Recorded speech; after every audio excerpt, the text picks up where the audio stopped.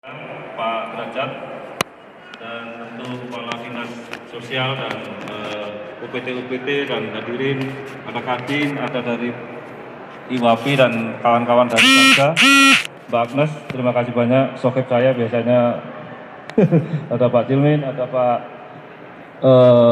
Said Sutomo, kalau saya bilang Bung Tomo kan gitu, kan ada di Jawa Timur toko Bung Tomo kan gitu. Terima kasih. Barangkali kita ingin bicara dalam konteks regulasi secara nasional, kemudian nanti kita bicara soal regulasi Jawa Timur. Kami diskusi dengan Pak Derajat sudah berkali-kali. Kemarin kunjungan khusus kami ke Jawa Timur sampai ke ujung Jember, sampai beberapa kampus dan beberapa hal yang bisa kita diskusikan. Barangkali bisa di slide-kan paparan kami, mungkin 7 menit aja Mbak Agnes. Ini jadi tema kita hari ini adalah perlindungan konsumen PES, yang pentingnya regulasi perlindungan konsumen bagi pertumbuhan ekonomi di daerah. Ini saya kira menarik tema ini karena kalau bicara nasional, Jawa Timur sudah mengalami kontraksi ekonomi yang luar biasa, dan tadi IKK kita, kata Bu Erika, 44,38 Bu? 38. Tepuk tangan untuk Jawa Timur saya kira, karena sudah melampaui nasional yang 41,70 itu nasional. Jawa Tengah 40, Jawa Barat 40, Jawa Timur sekali lagi tepuk tangan untuk Jawa Timur. Ini saya kira tema kita kali ini, mungkin slide berikutnya. Jadi sekedar perkenalan bahwa kami dari Wakil Ketua BPKN RI asli arek Jawa Timur. Jadi bersama Pak Said, komisioner, Pak Cilmin juga sahabat saya sebagai dosen, juga sebagai Mbak Agnes, apalagi luar biasa sahabat dari mahasiswa kan gitu. Lanjut. Nah, tentu kami BPKN barangkali karena ini kita offline jadi bisa sambil jalan-jalan lah. Kalau online kita capek di depan komputer sampai mata kita tembem, kita kadang-kadang ada miskomunikasi, dan hari ini bisa di Jawa Timur tentu sebagai Hari Konsumen Nasional. Pertama bahwa BPKN kita perlu perkenalan sedikit adalah berdasarkan Undang-Undang Nomor 8 99, dan kami SK-nya Presiden langsung. Kami baru dilantik dengan Pak Said ini 2 bulan yang lalu, sehingga kami langsung bergerak cepat untuk melakukan manuver-manuver yang untuk konsumen kan gitu. Misi kami jelas bahwa konsumen bermartabat atau berdaya itu penting, dan kemudian pelaku usaha bertanggung jawab. Jadi 2 itu aja tema kita terkait dengan nanti pertumbuhan ekonomi. Tugas kami berat sebenarnya melakukan penelitian, pengkajian, melakukan rekomendasi, melakukan advokasi, melakukan sosialisasi, dan sebagainya. Dari kami ada 4 komisi di BPKN RI. Pak Said ini komisi 4.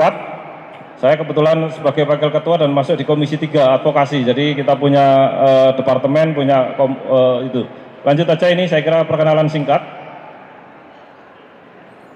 Nah, tugas kami sebenarnya cukup saran dan rekomendasi. Kami sudah memberikan saran ke Pak Presiden cukup banyak terkait dengan COVID, terkait dengan vaksin, terkait dengan pinjaman online, terkait dengan apa tadi Pak, kita tadi membahas soal ini Pak ya, kita lakukan tentang jasa telekomunikasi, yang persoalan jasa pribadi, kemudian data pribadi, persoalan pulsa kita tiba-tiba disedot, tiba-tiba habis, persoalan tiba-tiba kita dikirimi aneh-aneh dan sebagainya. Itu yang menjadi kita sudah saran dan pengkajian, saya kira rutin tiap hari, tiap 2 hari kita terus pengkajian itu, penelitian terhadap barang jasa dengan Skopindo, dengan Kemendak dan seterusnya, untuk bagaimana takaran. Dan kemarin saya diskusi soal takaran emas Pak. Ini sudah kita akan rekomendasi kepada Pak Presiden, karena kalau emas ini tidak sama, misalnya ketika beli emas di toko A, toko B, kemudian didiskon, itu artinya kita menyalahi dari konsumen kan gitu. Mestinya emas itu semua sama harganya, 1 gram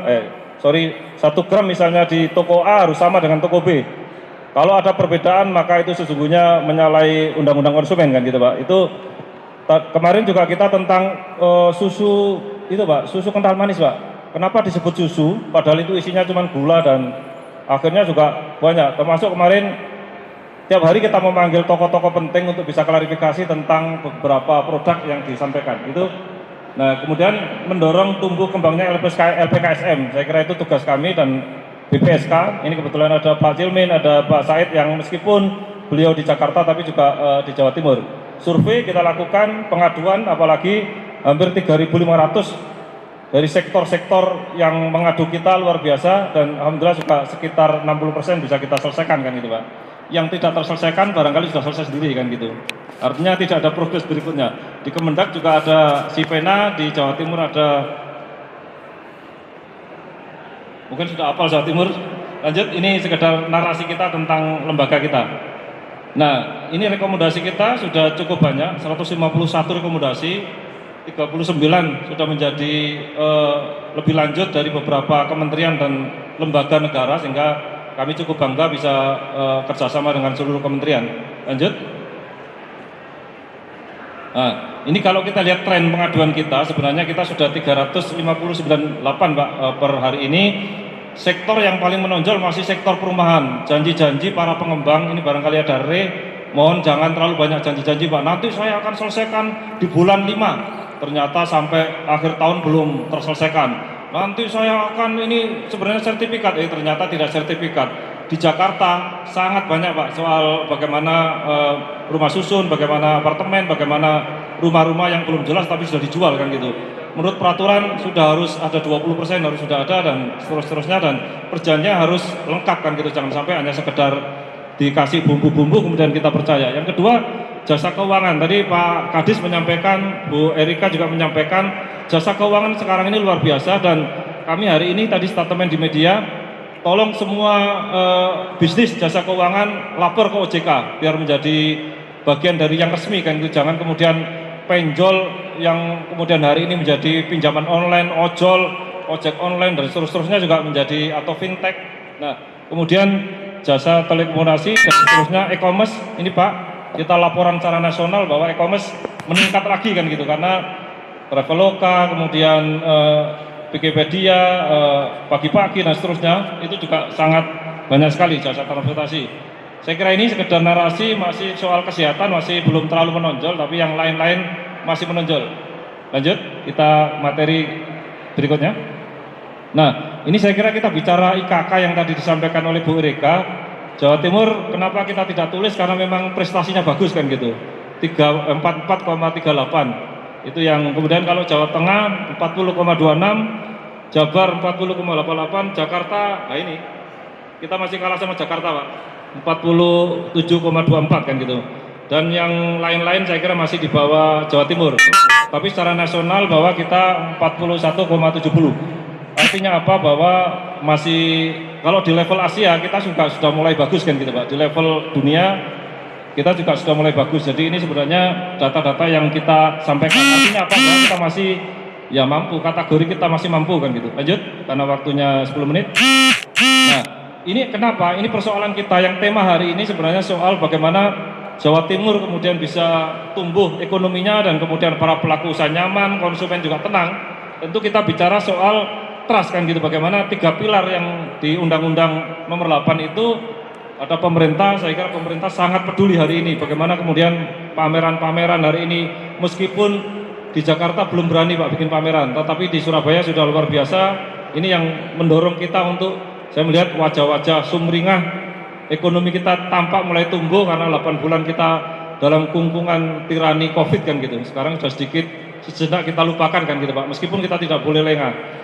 Yang kedua, pelaku usaha. Saya kira pelaku usaha sekarang kita habisi Pak di Jakarta Pak. Misalnya kalau kemarin Traveloka diadukan banyak sekali, kita panggil dirutnya, kita panggil komisarisnya, kita panggil arbitrasenya dan seterusnya, selesai urusan soal-soal tiket-tiket kan gitu Pak dan sebagainya. Banyak hal yang misalnya buka lapak dan seterusnya yang beberapa yang, nah kemudian kalau konsumen itu percaya kepada pelaku usaha, tentu transaksinya akan enak kan gitu Pak. Jadi kalau kita mau beli apa sudah pasti kan gitu, mau pesan sepatu, pesan makanan dan sebagainya kita pasti kan gitu.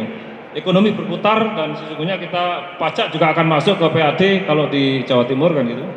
Nah, pemasukan negara juga akan masuk dan belanja yang paling penting adalah konsumsi kita itu akan tinggi. Lanjut, kita sekedar narasi-narasi. Nah, ini saya kira kita kemarin kami hadir dengan Pak Derajat juga dengan Bu Kofifa di Jakarta menyaksikan bagaimana Jawa Timur mendapat penghargaan.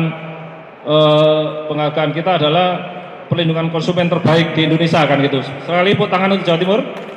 Pak Derajat, saya di sampingnya Pak Derajat kemarin di Bu Kofifa dan beberapa kementerian. Saya kira ini kita juga sudah turun di Jawa Timur Pak kemarin dengan beberapa perguruan tinggi Bu Kofifa, kemudian Pak Emil juga kita sempat mencanangkan bersama untuk bagaimana Jawa Timur benar-benar nanti punya perwakilan BPKD, mungkin namanya nanti apa, yang jelas sedang kami usulkan menjadi menyatukan seluruh kepentingan pelindungan konsumen supaya kita satu. Lanjut, masih sedikit slide lagi, barangkali kita ingin bicara